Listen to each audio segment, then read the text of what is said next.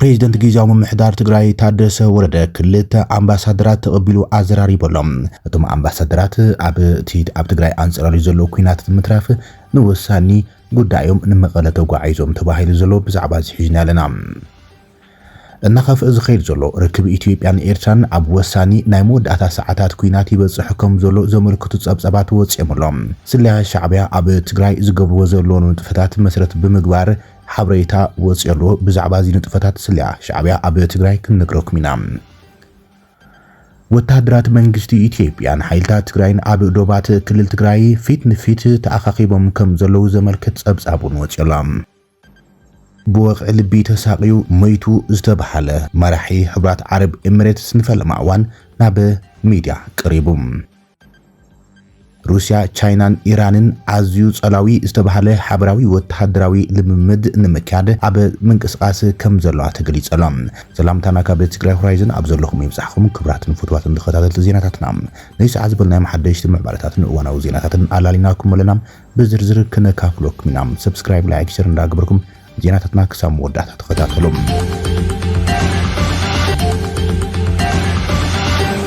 ፕሬዝዳንት ጊዜያዊ ምምሕዳር ትግራይ ታደሰ ወረደ ክልተ አምባሳደራት ተቀቢሉ አዘራሪቦሎም ትግራይ ኣብ ዝሕዝዋን ብኩሉ አንፈታት ሰፊሕ ወታደራዊ ምንቅስቃሳትን ከበባን ይካየደሉ ኣብ ዝበሃለሉ ዘሎ ሰዓት ክልተ አምባሳደራት ሃገራት ናብ ኢትዮጵያ ናብ ትግራይ ተጓዒዞም እቶም ላዕለዎት ዲፕሎማት ናይ ፈረንሳይን እስራኤልን ከም ዝኾኑም ምንጭታት ሓበሬታ ገሊጾም ዘሎም ኣብቲ አንጻራሊ ዘሎ ደመና ኩናት ንምትራፍ ዝግበር ዘሎ ጻዕሪ ይጣናኸር ከም ዘሎ ዘመልክቱ ጸብጸባት ይወጽሎም ኣብ ኢትዮጵያ አምባሳደራት ፈረንሳይን ከምኡን አምባሳደር እስራኤልን ናብ ከተማ መቐለ ተጓዒዞም ኣብ እዋናዊ ምዕባለታትን ስጋኣታትን መሰረት ብምግባር ምስቲ ፕሬዝዳንት ተራኺቦም ተዘራሪቦም ተባሂሎም እቶም ዲፕሎማስኛታት ምስ ፕሬዝዳንት ጊዜያዊ ምምሕዳር ትግራይ ጀነራል ታደሰ ወረደም ብምርኻብ ኣብ እዋናዊ ጸጥታን ሰላምን እቲ ከባቢም ዘተኮረ ሰፊሕ ዘተ ከም ዘካይዱ ሰሚዕና ዘለና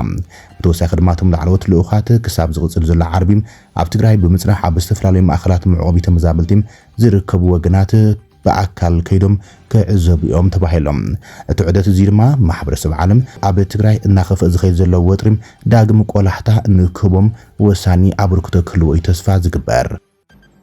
ኣብ መንጎ ኢትዮጵያን ኤርትራን ተፈጢሩ ዘሎ ወጥሪ ናብ ናይ መወዳእታ ሰዓታት ግጭት የምርሕ ከም ዘሎ ዘመልክት ጸብጻብ ወጽየሎም ኣብዚ ህሞት እዚ ድማ ሓይልታት ስለያ ሻዕብያም ኣብ ትግራይ ተቆጻጺሮም ሓደገኛ ምንቅስቃሳት ይገብሩ ከም ዘለው ተሰሚዑ ዘሎም እቲ ክልቲኣዊ ዝምድና ንነዊሕ እዋን እናቆልቆለ ዝመጸ ከም ዝኾነ ዝፍለጥ ኮይኖም ኣብ ዝሓለፉ ሰሙናት ግን እቲ ወጥሪም ናብ ወተሃደራዊ ምርጻም ከምርሕ ከም ዝኽልዮም ተዓዘብቲ ዘጠንቀቁ ዘሎም ነዚ ሕዘሎ ቅልውላው ዘበጎሰ ድማ እቲ ኣዋርሒ ጸንሐም ናይ ፖለቲካ ማሕለኻ ዝሰብረም ብህወሓት استولع ናይ ቅርባዋን መጥቃዕቲ ከም ዝኾነም ተዓዘብቲ ይገልጹ ይብል ብሆርን ሪቪው ዝወጸ ጸብጻብ እቲ መሰረታዊ ምንቅስቃሳት ንተወሰነ ግዜ ከም እስራኤል ኣብ መንጎ ኣስመራን አዲስ አበባን ዘሎ ወጥሪም ህወሓት ምስ መንግስቲ ፌደራል ዘሎ ምስሓብ ኣብ ኢትዮጵያ ምስ እንቀሳቀሱ ዕጡቃት ጉጅለታት ህወሓት ፋኖን ሓዊሱም ዝተመስረተ ጽምዶ ኤርትራን ኢትዮጵያ ናብ ባሕሪ ንምብጻሕ ዘለዋ ዘይሕለል ድሌትን ናይ ተሕዚ አንጻራዊ ዘሎ ሓርጋ ኩናት ከም ዝኾነም ዝገልጹም እቲ ዝሓለፈ ወርሒ ዝተኻየደ መጥቃዕቲ ሓይልታት ትግራይን ሰራዊት ምክልኻል ኢትዮጵያን ድማ ንድሕሪት ነቲ ኩነታት መሊስዎ ይብል ጊዜያዊ ፕሬዝዳንት ትግራይ ጀነራል ታደሰ ወረደም እቲ መጥቃዕቲ ከም ዝፈሸለ ክገልጹ እንከሎም ኣማኻሪ ቀድማ ሚኒስትር ኢትዮጵያ ኣብ ምብራቕ ኣፍሪካ ኣቶ ጌታቸው ረዳ ግን ነቲ ስርሒት ናይ ምስግዳድ ድርድር ክብሎ ገሊጾም ፕሬዝዳንት ጊዜያዊ ምምሕዳር ትግራይ ታደሰ ወረደም ናብ ቴሌቪዥን ትግራይ ቀሪቡ ኣብ እዋን ኣብ ዝሃቦ መብርሂም እቲ ዝተገበረ መጥቃዕቲ ኩነታት ተመዛበልትን ግዛኣታዊ ሓድነትን ትግራይ ተረሲዑ ስለዝኾነ ንዕኡ ንኽነበራብርን ጸቕጢ ንምፍጣርን ኢናም ሓይልታትና አንቀሳቅስና ነርና እንትኾነ ግን ንክምለሱ ኣዚዝና ይመልና ብምባል ንቲዲኤፍ ካብቲ ኣትይዎ ዝነበረ ከባቢታት ጸለምቲም ከም ዝተሰሓበ ገሊጹ እዮም እዚ ማለት ድማ ኣብ ኩናት ተጽዕኖ ብምፍጣር ረብሓታት ንምርካብ ዝዓለመ ከም ዝኾነ የተገሊጹ ሆርን ሪቪው ዝተባህለት መርበብ ትንታንም ኢትዮጵያን ኤርትራን ናብ ድርኩኺት ኩናት ይኣትዋ ከም ዘላም መስርሕ ሽምግልና ዘን ሃገራት ግን ዓዲ ኣርሒቆሎ ክብል ገሊጹ ዘሎም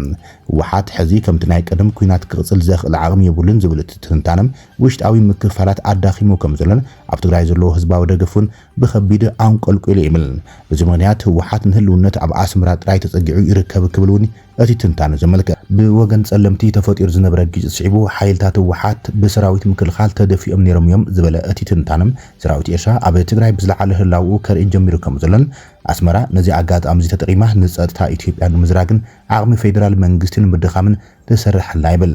መንግስቲ ኢትዮጵያ ድሕሪ ስምምዕነት ፕሪቶሪያ ሰራዊት ካህንጽን ዘመንወት ኣጽዋራት ከዕድግን ከዕጠቕን ይጸኒሕ ይብል ይኹን እምበር እዚ ወተሃደራዊ ዓቕሚ ንኤርትራ ካብ ምትእታው ከዓግታ ኣይክልን ይብል ኤርትራ በአንጻሩ ዝያዳ ደፊራም ኣብ ውሽጣዊ ጉዳያት ኢትዮጵያ ተኣቱ ከም ዘላ እቲ ትንታነ ይኸስስ እቲ ዞባ ድማ ኣብ ኣዝዩ ሓደገኛ ኩነታት ይርከብ ይብል ሰራዊት ምክልኻል ኢትዮጵያ ብሓንሳብ ሰራዊት ኤርትራ ህወሓትን ፋኖን ክገጥም ዝግደደሉ ኩነታት ክፍጠር ይኽእል ይብል እዚ ድማ ከም ግብፅን ሱዳን ዝኣመሰሉ ሃገራት ኢድ ክስሕብ ስለ ዝኽእል እዚ ድማ ንዞባዊ ኩናት ዝያዳ ከቃልዑ ከም ዝኽእል የመልክት ኢትዮጵያን ኤርትራን ናብ ጠረጴዛ ዘተ ከምጽእ ዝኽእል ገለልተኛ ኣካል ምርካብ ኣዝዩ ኣጸጋሚ ኮይነላ ይብል ኣብዚ ሕዚ ከይባርዕ ዝስጋ ዘሎ ዞባዊ ግጭት ስዑድ ዓረብን ቱርክን ሕብራት ዓረብ ኤሚሬትስን ኩለን ናይ ባዕልን ረብሓታት ስለ ዘለወን ከም ገለልተኛታት ክረኣያ ኣይክእላንን ዝበለት ትንታንም ሕብረት ኣፍሪቃ ድማ ስምምዕነት ፕሪቶሪያ ክኽበር ኣብ ምግባር ድኹም ዓቕሚ እዩ ኣርእዩ ዘሎ ይብል ብኻልእ ወገን ተገዳስነት ኣሜሪካን ሕብራት ሃገራትን ኣብ ዞባ እናንከይ ይመጽእ ከም ዘሎም ዝገለጸ ሆርን ሪቪው ኣብዚ እዋን እዚ ኤርትራ ካብ ኢትዮጵያ ዝቐረበላ ጻውዒት ዘተ ነጺጋት ብኩሎም ወገናት ድማ ወተሃደራዊ ምንቅስቓሳት እናኸፈ ይኸይድ ከም ዘሎም እቲ ጸብጻብ ኣመልኪቱ ዘሎ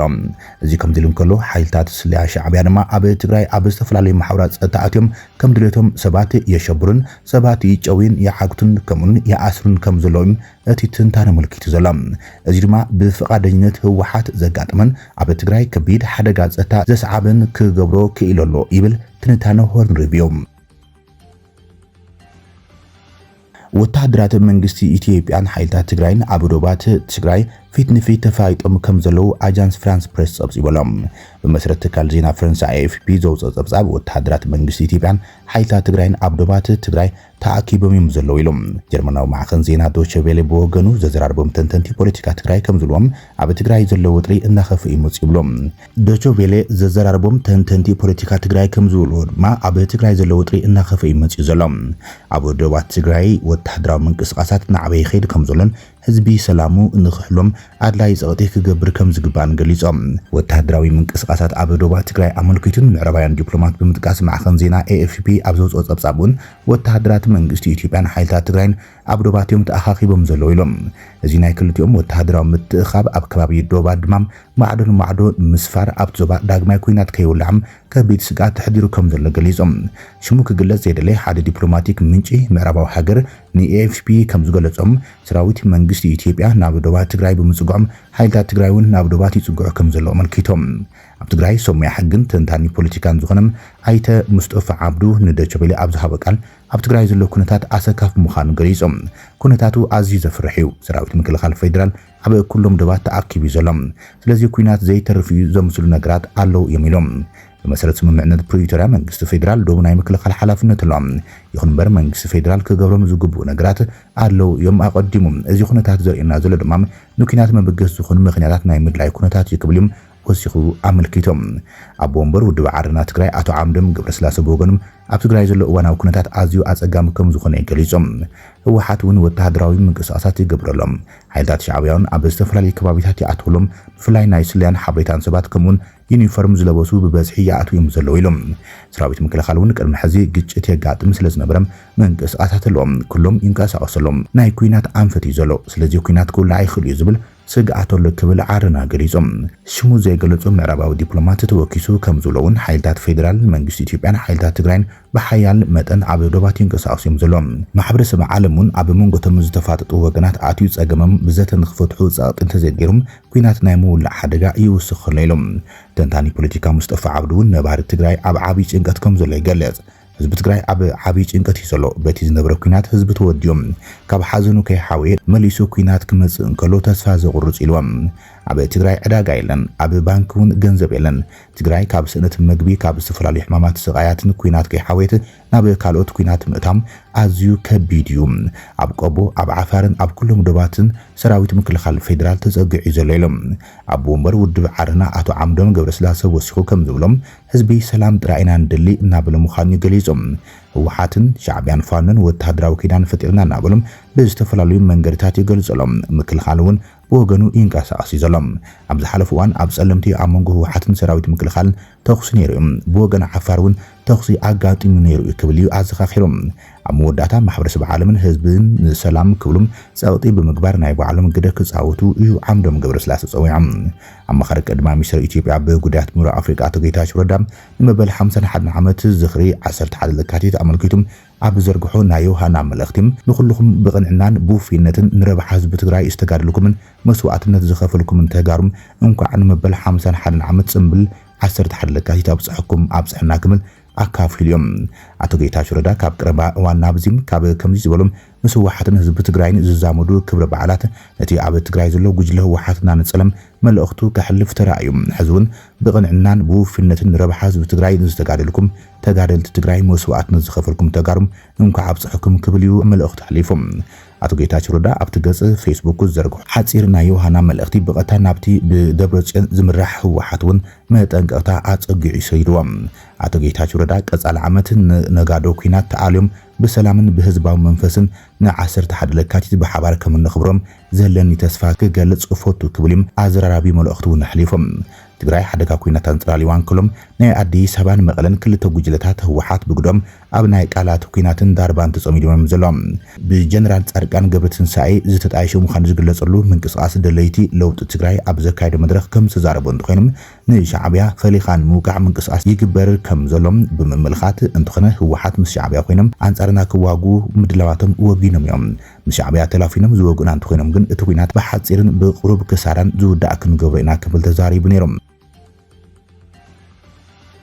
ሞይቱ ወቅዕ ልቢ አጋጢሙ ኣብ ሆስፒታል ተዓቂቡ ተባሂሉ ዝውረየሉ ዝነበረ ፕሬዚደንት ሕቡራት ዓረብ ኤሚሬትስ ሎሚ ዳግማይ ተራእዮም።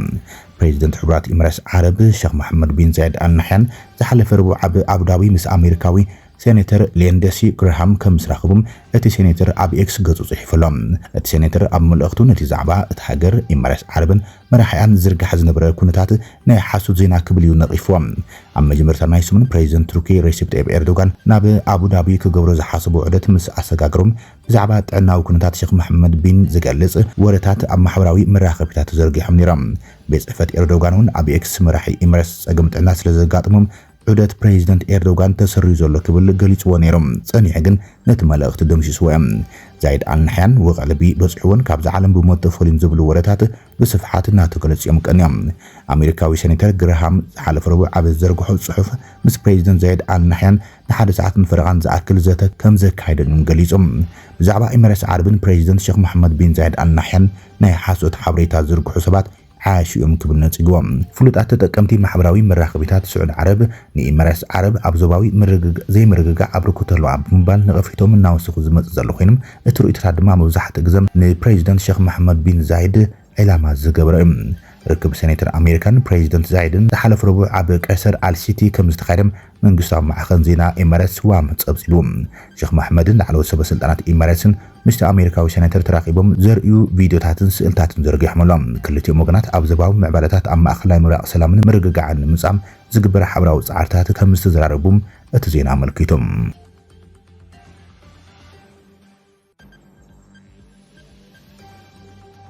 روسيا تشاينان ايرانن زساتفالو غزيف استبحال وتحدراوي لممد جميرن الام اتن ثلاثه هاجرات اب بحري عالم لخام ميزان حيل المقيار زعلمم حبراوي لممد حيل بحري يكايد اكم زلام حغازي بريزيدنت روسيا نيكولاي ፓትሮሸፍ ግሪዞም እቲ ቀቦቶ ጸታ ባሕሪ ተባሂሉ ጽዋዕ ወተሃድራዊ ልምድ ኣብ ዞርሕም ኣብ ወሽመጥ ኦማን ሰሜናዊ ህንዳዊ ውቅያኖስን ክካይድ መደብ ተታሒዘሎም ብመሰረት ኒኮላይ ፓትሮሸቭ ቀንዲ ዕላማ ናይቲ ልምምድ ንዕብለላ ባሕሪ ምዕራባውያን ንምፍታሕ ኣብ ውቅያኖሳት ብዙህነታዊ ዓለማዊ ስርዓት ንምህናጽ ኢሎም ፓትሮሸቭ ምዕራባውያን ኣብ ባሕሪ ነዊሕ እዋን ጸንሕሉ ዝዕብለላ ሕዚ ሕሉፍ ነገር ምዃን ባሕርታት ድማ ሕዚ ወተሃድራዊ መድረኽ ይኾኑ ከም ዘለውን ገሊጾም እዚ ወተሃድራዊ ልምምድ ኣሜሪካን ኢራን ኣብ ጀኔቫ ኣብ ትሕቲ መንጎይነት ኦማን ብዛዕባ ጉዳይ ኒውክሌር በተዘዋዋሪም ዝርብ ኣብ ዘካይዳሉ ዘለዋ እዋን ዝካይድ ዘሎ እዚ ድማ ነቲ ኩነታት ኣዝዮም ተሃዋኺ ይገብሮ እዩ ዘሎ ምምሕዳር ፕሬዚደንት ኣሜሪካ ዶናልድ ትራምፕ ንኢራን ሓድሽ ስምምዕነት ኒውክሌር ክትቅበል ጸቕጢ ኣብ ዝገብረሉ ዘለዋን ኢራን ምህብታም ባእታ ዩራኒየም ደው ከም ዘይተብልያ ደጊማ ገሊጻ እስራኤልን ኣሜሪካን ኣብ ዝሓለፉ ወርሒ ሰላም ኣብ ልዕሊ ትካላት ኒውክሌር ኢራን ዝተዋደደ መጥቃዕቲ ኣየር ካብ ዘካይዳን ድሓር ኣብቲ ዞባ ዘለዎ ወጥሪም ኣዝዩ ተኣፋፍ ኮይኑ ዝቕጽል ዘሎ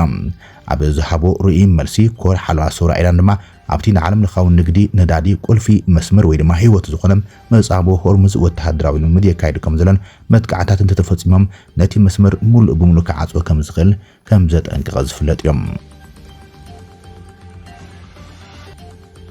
ክቡራትን ፍትዋትን ተኸታተልቲ ዜናታትና ነው ይስዓት ዝበልናይ ማሐደሽቲ ምዕባለታትን ዋናው ዜናታትን አብዛዚምና ለና ንሰናይ ምክትታልኩም ነመስግን ሰላም